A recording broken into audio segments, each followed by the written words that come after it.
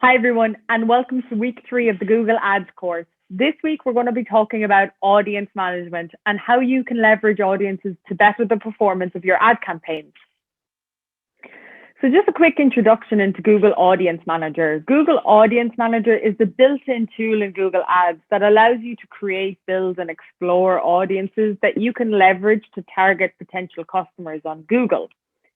Now, audiences are a little bit unusual on Google for a lot of people because a lot of people use search adverts and enter their keywords and do not set any audiences, potentially with the exception of some location and demographic information. And that is a perfectly legitimate way of using Google Ads to get great results for your campaigns. So you're looking at Google Ads, you're putting in the search keywords, you're assuming that anyone who searches those keywords is relevant enough for your business for them to convert. However, if you use audiences, you're tailoring that further. So essentially, you're saying anyone who is on the market for a new car, for example, would be a good fit for the business, and therefore that audience and the searches from that audience would be highly relevant. When you want to start digging deeper into your search campaigns or broadening your campaigns out from search to include display, shopping, and video campaigns, audiences are a really key aspect to that part of the campaign and getting the most from your campaigns at that point. So audiences are extremely important, and you can find your audiences by going to tools and settings, as you can see here in the image, and going into your audience manager. So audiences are a little bit different on Google than audiences that you see on other platforms. Google is one of the highest intent advertising platforms, especially when it comes to search campaigns. But Google also provides advertising for lower intent options like display and YouTube, for example, depending on where your business is at. Success is largely determined by your problem solution fit when it comes to Google Ads. So what you want to look at here is the solution that your company provides, be it a service or product. Is that a known solution for a problem? And if so, the search campaigns are going to be fantastic for you because people are actively going to be searching for a solution that you offer for their problem. However, if your solution is a new solution to a problem that people may not be aware of or aware that it exists, there is an element of awareness that needs to come into your campaigns at that point. So looking at the different levels of intent can be important there. You might need to target a very broad range of lower intent audiences to get your message out there about what you actually do. Whereas if you have a solution that is already in existence, that people are aware of, that people will search, it is it's a lot easier essentially to get yourself moving on the search campaigns a little bit quicker.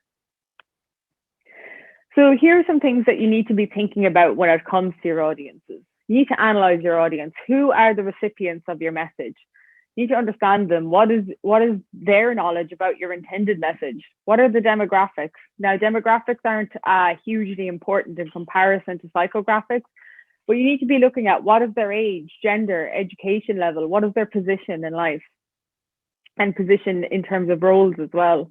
In terms of interest, what is in it for them in the environment? What setting and reality is your audience immersed in? Where do they hang out? The need for it. What information does your audience need in order to convert? And to customize that, how do you adjust your message to your audience and the expectations of that audience as well? What do they expect from a solution like yours in a business context? So here is just a quick checklist. Again, make sure that your tracking is set up accurately from the start, even if you're a new account. Look at every potential data point you have to create audiences. Think about audiences you want to exclude just as much as audiences you want to include in your campaigns. And you also want to think about how your audiences are segmented. We'll be going into conversion tracking in a little bit more detail in the coming weeks, but for now, just try and make sure that you have as much of your data sources connected as possible. So always start with your data first. Here you can see an audience manager where you can go into audience sources and connect these relevant sources. So make sure that your Google Ad account is connected with your Google Analytics. Make sure that it's connected with all of these other resources available to you to leverage audiences based on those platforms as well. Then you want to get started looking at your audience insights. With your audience insights, you can find new and relevant audiences to expand your ad group targeting. You can discover demographics, locations, devices, and interests that make up your remarketing audiences, for example. So over here in the image on the right, what you can see is the selection of the audience, and then you can see the detailed information regarding that audience underneath. A great tip here is that you can use these audience insights to leverage audience creation on other platforms like Facebook ads. You can make informed decisions about how to target your ads, what bids to set, and drive sales with new customers who typically convert on your website, and benchmark audiences in your remarketing list against the general population. So you can get a lot out of the audience insights, and they're very much worth checking out. You can also add additional data points for your audiences. This is where you would add in that remarketing audience that you may look back on then later in your audience insights. But you can go to your audience list and remarketing, and you can essentially create audiences based off different actions that have been taken across the board, whether it be website, app store, YouTube, or a custom list. So with website visitors, this is where you can create audiences based on behavior of your website. When it comes to app users, this is behavior on your app, very similar to your website. When it comes to YouTube, this is behavior on your YouTube channel. Google owns YouTube, so you get the benefit of being able to pull in a lot of data from YouTube. If you have an account that's performing well, this can be an excellent opportunity. You can also upload a customer list, and a customer list can be really powerful as well, because what you get the opportunity to do is upload a custom list of emails. Perhaps it's your email marketing list or something to that effect. But essentially, when you upload a list, Google does bring restrictions with that essentially.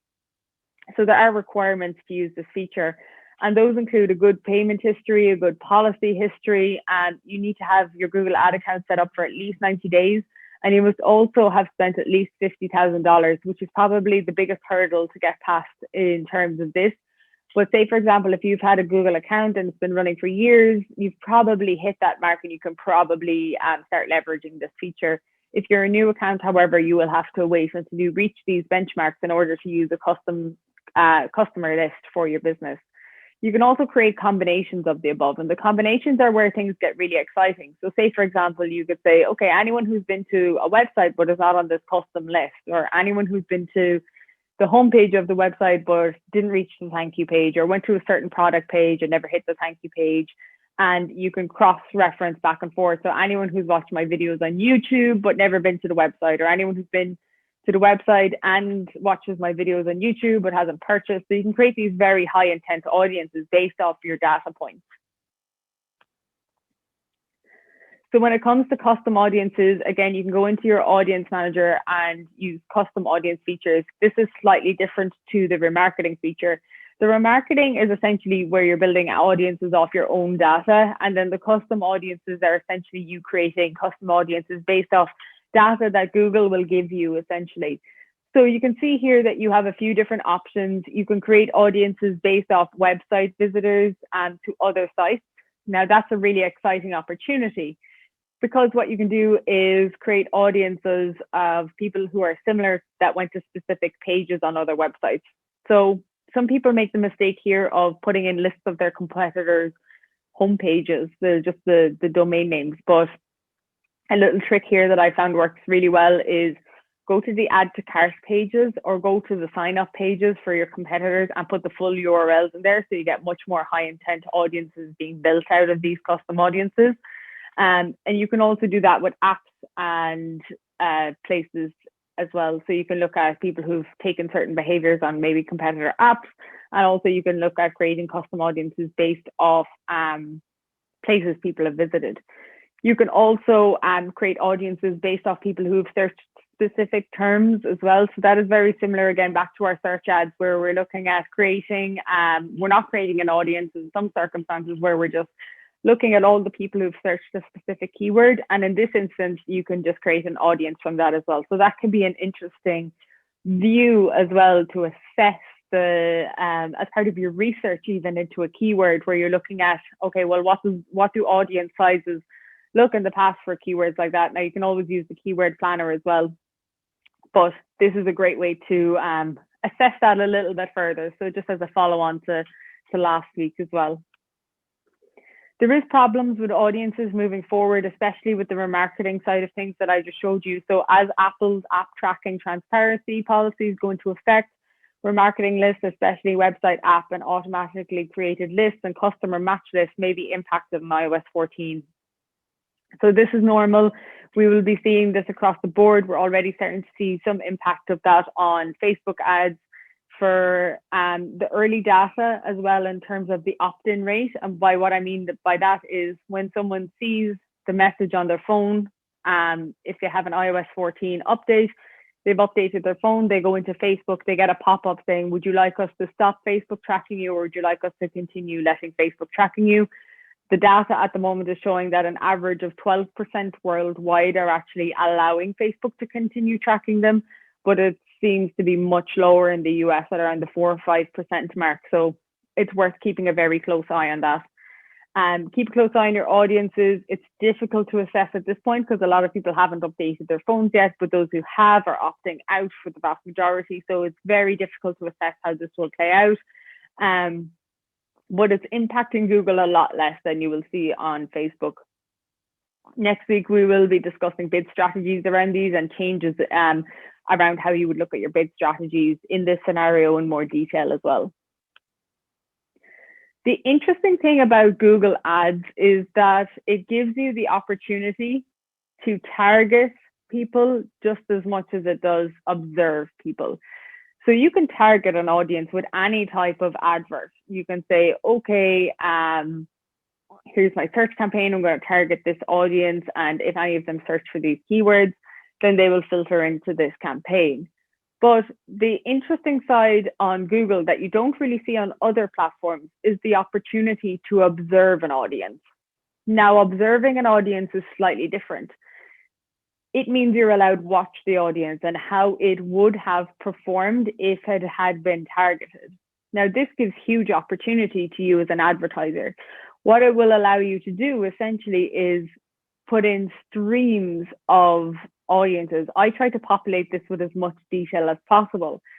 And over a period of time, you can go back to this and look at those audiences and see how they would have performed. Here's an example of that audience observation and action. So this is an account I work on, and I've just masked out company sensitive data essentially, but you can see over here on the left some of the audiences that are being observed for the purpose of this campaign. And over on the right hand side, you can see the conversions, the cost per conversion, the conversion rate, and things like that from the different audiences. So you can see there previous shoppers. This is a retail environment, just to give context, but you can see here previous shoppers. There's also an optimized list, all users from the website, but also some do-it-yourself audience from the home and garden section. And you can see over on the right hand side, if we targeted just that cohort, how it would have performed. So you can see here there's some good opportunities for remarketing lists that could potentially drive down the cost of campaigns and things like that as well. So you can look at these and then pick what's relevant to you, take that away, and you can create dedicated groups for this. The other good thing here is that we know that the search adverts are always going to be the best performing when it comes to the level of intent from the user. So when you observe audiences in a search context, you can take that information away to create your display, your video, your other campaigns that might be a little bit less intent from the audience. But if you can take away the highest performers from your search and say, okay, well, we're going to create a dedicated display campaign for this particular group, then in that instance, what you get the benefit of is knowing that there's going to be a good conversion rate there from the search ads. So you get that kind of hit the ground running essentially with your display adverts and things like that without leaving it too broad. So there's huge opportunities when you use the audience observation to leverage down the line when you're looking at kind of broadening your campaigns or tailoring your campaign, or for example, as many businesses were impacted in the last year, if something happens where you need to strip back your budget, you can tailor it a lot more effectively if you have had your audience observation in place as well. You can also look at affinity versus in-market audiences. So when you select one of Google's audiences or Google's list of people, they split these things into two key sections. One is called affinity and one is called in market. And essentially they're slightly different from each other, but With affinity audiences, you can reach people based on a holistic picture of their lifestyle, passions, habits. And affinity audiences typically have demonstrated a qualified passion in a given topic. So, for example, I play guitar, so regularly I would search for chords, I would search for information, I would search for how-tos or how to fix things and all of that. And over a period of time, I mean, I've probably been doing that for years now, so I'm probably in that affinity audience. In contrast, then the in-market audience is essentially trying to find customers who are actively in the market for something. So they're researching products and they're ready to either purchase a product or service in that instance. Getting these audiences are essentially a little bit more of a gold mine, especially if you are in the product sales, retail side of things. So in market, you're looking to purchase something. This would be say, for example, again, the guitar example, whereas if I was researching the actual purchase of a guitar, then I'd be in the in-market audience. So I might be in both the affinity and the in-market audience at the same time in this instance.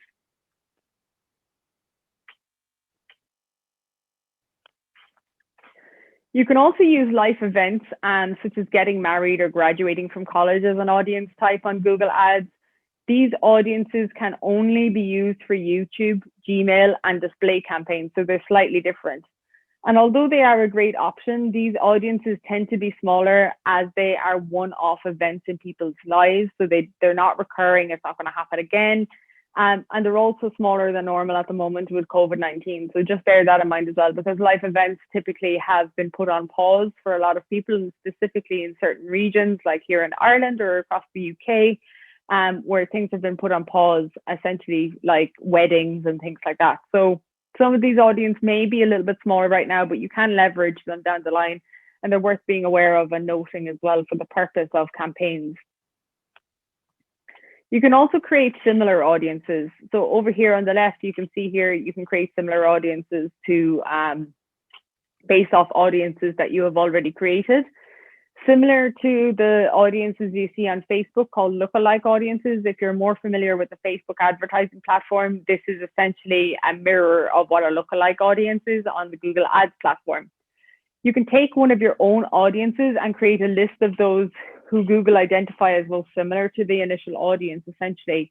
And the good thing about this as well is that your initial audience is excluded from the similar audience automatically. So you're not duplicating data in this instance, you're actually broadening.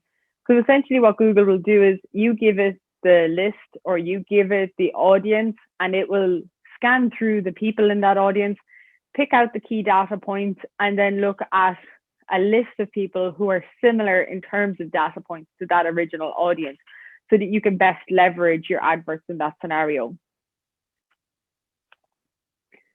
Also, just to note there on similar audiences, sometimes there's an option to broaden that, and I typically keep that as close as possible to the initial audience. When it comes to demographic data as well, you can see over here on the left-hand side where to find your demographic data under your campaigns, but this is where you get a breakdown of people's gender, age, household income, and combinations of those things, essentially. So you can look at combinations of, say, 18 to 24 females who are in the mid-tier household income bracket. And you can mix and match these, you can add, remove them. Typically, it is largely dependent on what kind of business you're in and what your audience or buyer persona looks like. But typically, when I start out a campaign for people, I will leave vast majority of this information on. I will allow and let Google essentially fill me in on what that data actually looks like. And also this can sometimes be a little bit skewed. So the one example I've given of this before is on my personal Gmail address, because I use that personally, it's a more accurate reflection of who I am, I guess, is it gets it right. You can go to adsettings.google.com and you can look at what assumptions Google is making about you as a business or about you as a person. So when I look at my personal email address, it always says, it's always really accurate, 25 to 34. It has, female. It says all of the things that would resonate with me accurately. But then if I look at it from my work email address, it thinks I'm a 44-year-old man who's looking for accounting software because of my behavior on the platform. So it's making an inaccurate assumption about me. And so, but equally that is reflective. And if someone's buyer persona was that someone looking for accounting software, typically they might not put in a female of my age demographic if they're using a buyer persona and things like that. So sometimes Google Ads, letting Google Ads get this data for you can be really, really beneficial because you can make the decisions afterwards. This account is actually for knitting. So this is really interesting. If you look at the conversion rate of 18 to 24, I could nearly guarantee you that if I had asked you to write a buyer persona for someone who needed knitting wool, that you probably would have excluded this category early on, but actually 4.47% conversion rate off the back of that, so it is worthwhile keeping. It also has quite a low cost per click. It's not particularly more expensive than the other campaigns, and there is conversions coming in. So we would have lost that piece of the picture if we hadn't let this on at the start. So I always say to people, try to leave your demographic data on for as long as possible to get the most out of it. This, again, is what I was noting on earlier with the similar audiences, but you can expand your audiences as well. So expanding your audiences essentially allows you to broaden it and make it bigger. This can have the knock-on effect, essentially, of, excuse me, it can have the knock-on effect of making your audience less and less and less relevant and less viable in terms of their intent. So typically I advise to stay away from this, but if you do need to broaden the reach of your audience, I would keep that tight, keep that as close as possible to the original audience. If you broaden it to the full spectrum, you may as well not be using an audience. It's just so broad. So I would keep that as niche and as tight as possible here when you're using audience expansion, because you don't want to move away from your initial data points too much because they're too valuable to your business. They're too valuable to the accountant and too valuable to what you want to get out of it. So I'd highly recommend just keeping that audience expansion as close as possible to the original audience there as well. You can also exclude audiences, and this is extremely important. Now, you may have done this already if you did a custom combination like we talked about earlier, where you were looking at any website visitors, but then people who didn't hit the thank you page, for example. But here you can exclude audiences again, and it might be a matter of you have a live campaign running, you don't want to play with the audiences that were already set up, but you know you need to start excluding people who've already purchased, or you need to exclude people who've already hit a thank you page. This isn't as important when it comes to a retail environment where you don't mind people purchasing over and over and over again, but when it's a B2B business, for example, where if you have a lead, you don't need that lead again. If you have the sale, you're probably, you don't need to put people through that cycle again. Once they're in the door, they're in the door kind of a thing. So looking at audiences and looking at audience exclusion from that point of view can be really good as well. So you don't want to be annoying people. This can be particularly important for your display and video campaigns. It's not as important for the search campaigns unless you need to exclude them, but the display and video can save a lot of money there. Also, you don't want to be annoying people, so that audience exclusion there is really important, but also budget saving. If you're excluding people who are relevant, you're naturally saving money by not showing them your adverts. So make sure that you are looking at those, excluding your audiences as well, to make sure that you are getting back in front of either fresh people all the time, or you're not kind of impacting your budget by being shown again and again to the same customer. If your business is the type of business that doesn't need recurring cycles of purchases from people, so look at it like that. Now, by that, I don't mean a subscription, but like a product that people might buy again and again, like coffee or something like that. You can also think about your placements very carefully when it comes to your audiences. Where is the user hanging out? Is it YouTube? Are they searching for your problem solution? Are you seeking out the users? What is the problem that you're solving? Are people aware of another solution, or that there even is a solution? Are you building brand awareness, or are you trying to maximize conversions? So depending on your actual goal for your business, if you just want to drive conversions, I'd be saying, look, get started on your search adverts. If you're looking to build awareness of what you do on your brand, I'd be saying, look at your display, look at your YouTube, look at your landing pages, build that out, build that experience out for the user about what you do. If you're looking at trust building exercises or things like that, that might be again falling into the awareness category. So you might need to look at where you want to place things depending on what you actually want from that audience that you're targeting as well. So this is very important, where you look at and reflect back on the audience that you're targeting, what you want from that audience and where they hang out, and how you're going to get in front of them. So think about your placements and your audiences in combination with each other to get the maximum results out of your audiences on Google Ads as well. And one of the most important things here is to always keep testing. Are you split testing your copy? Are you using a responsive and dynamic feature? We'll be going through those in more detail as well in the ad copy and ad setup sessions. So are you testing these creatives? Like audiences, it's very difficult to assume a creative is going to work for an audience because creatives are so subjective. You need to know a lot more about your audience to get a creative right. And essentially, if you're not testing these against your audiences a lot, then you're never going to find out what message is resonating with that audience. And that could be a big problem for your audiences because some people will set up their campaigns, set up their copy, set up their creative, start pushing towards an audience and then fall back and say, well, that audience didn't perform for my business. It's very unlikely that it was the audience that was the issue. It is far more likely that actually the messaging and creatives didn't resonate with the audience.